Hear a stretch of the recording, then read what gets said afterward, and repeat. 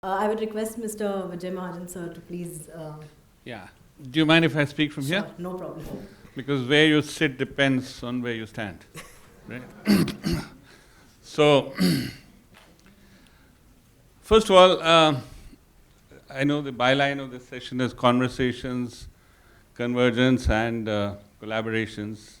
And I think whatever has been said so far, starting with Nandan's speech and the other three speakers, I have no doubt that those three would be significantly addressed, if not achieved, towards by the end of the day. But I want to add two more C's, Madhura. One is celebration, and the other is calibration. But let me start with celebration. You know, I wrote my first 20-line code in 1971 to add 2 plus 2 to get to 4 in machine language. And so, in a sense, both technically and as a participant, one has witnessed where India has arrived. And I have to tell you, from my sort of 50 years of looking at this, that it is incredible. It is historic. It is world class. You know, I mean, there are 100 things that need to be further improved in India, 1,000 things.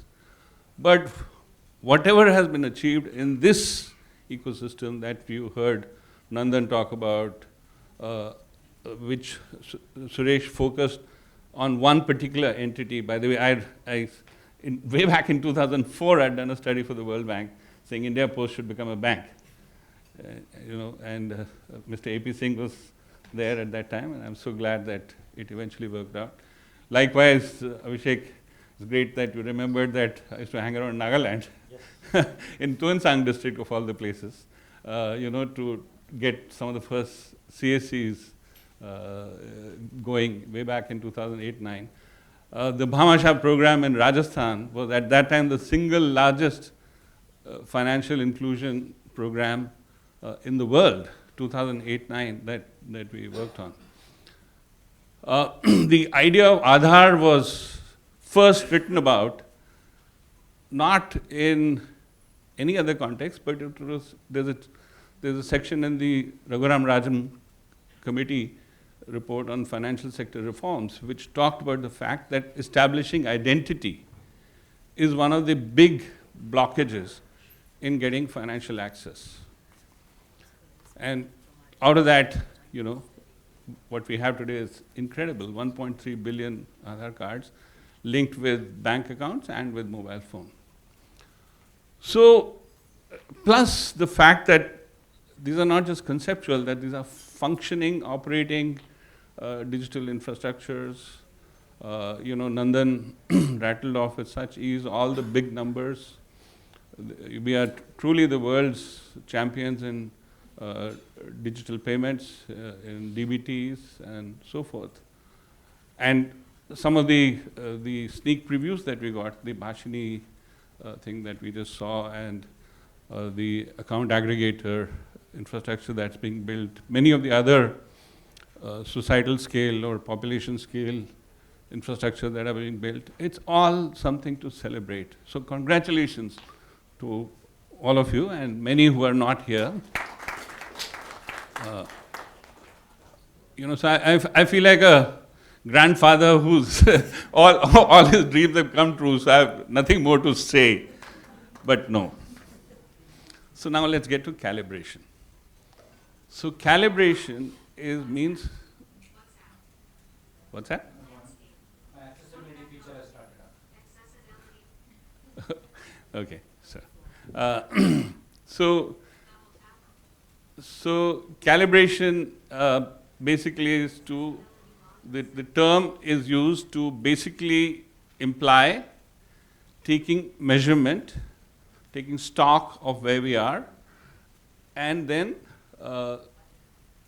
developing appropriate capability in response to that.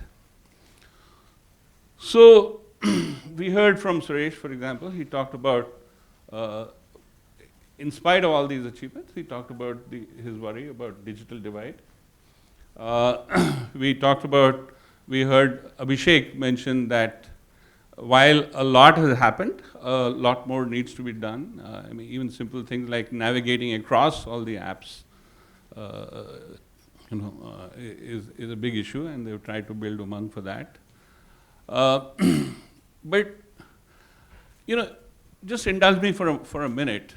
While all this is great, and I genuinely feel part of it and congratulated all of you, but please remember, it comes from a framework of the people of India being beneficiaries.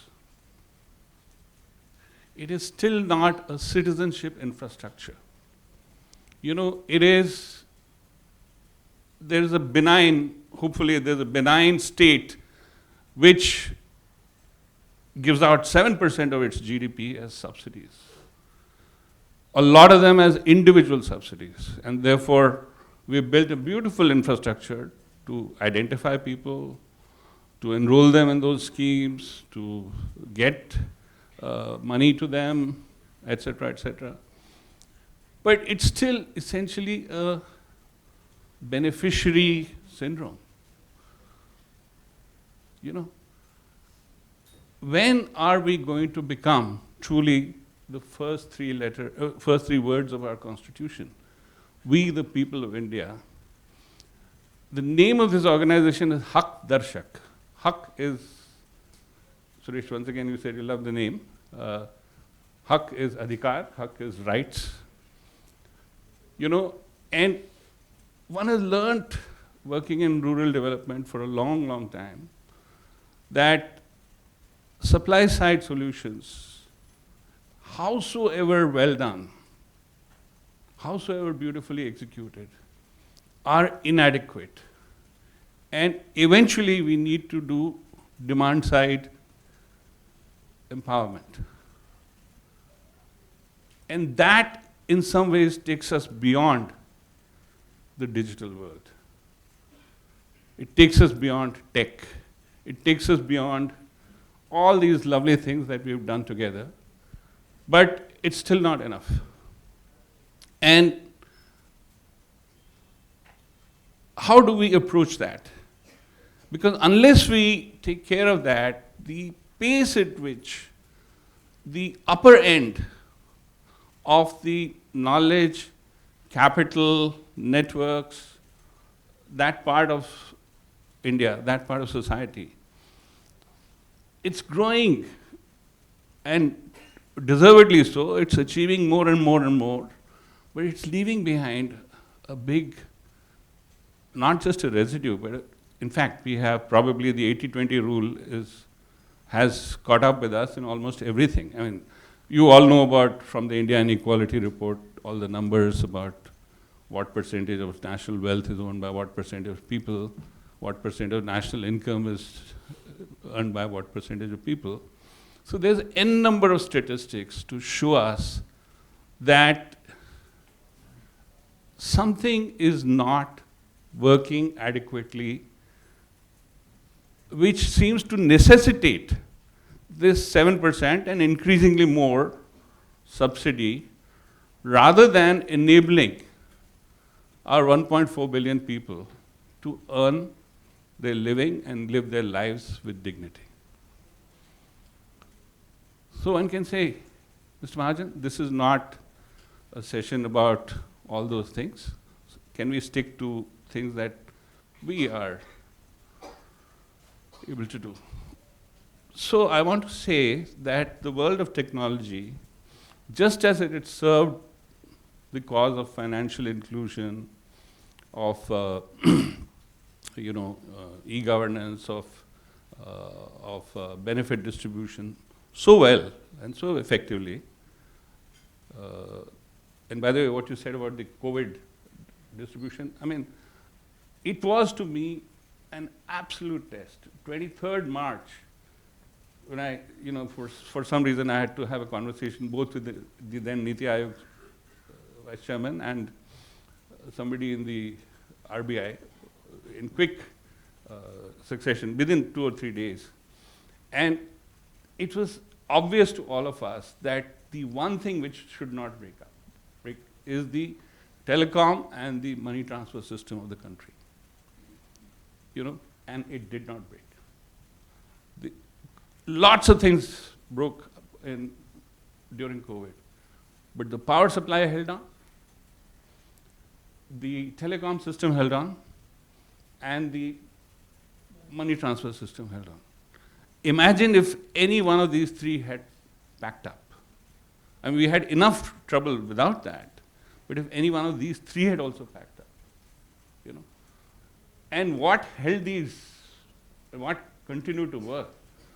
I mean, we all know the technology behind it, but the same level of technology needs to be applied to the two critical tasks, which is to enable every Indian to first and foremost earn a livelihood, and secondly, then to live a life of dignity.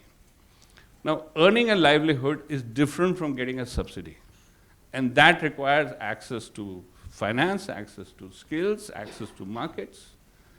And I think that this group of people who are here can actually now, instead of resting on their laurels or whatever has been done so far, and it's fantastic, need to get together and address the societal challenges that we are facing now, which are environmental, which are livelihoods, which are about the quality of life of people, health, education, housing, etc. And we need to apply our technology smarts, our institution building smarts to those challenges. And we need to calibrate ourselves to those challenges. And I suspect that there are some missing capabilities. One of them is our inability or unwillingness to recognize that despite all this fantastic stuff that has happened, there's something structural about the Indian economy which is constantly producing the need to keep giving out more and more DVTs and more subsidies and more Naregas and more. Can we get that right, please? Now, one can say, hey, go and talk about this to the macroeconomists or to the National Development Council, etc., etc. And I agree, there's a forum to do that. But because we are actually in the world of making things happen, if I can appeal to all of you that the brilliant technology smarts that have been applied to the existing challenges need to now reset their sights. And I have no doubt in my mind that if we do that, we would achieve a new miracle.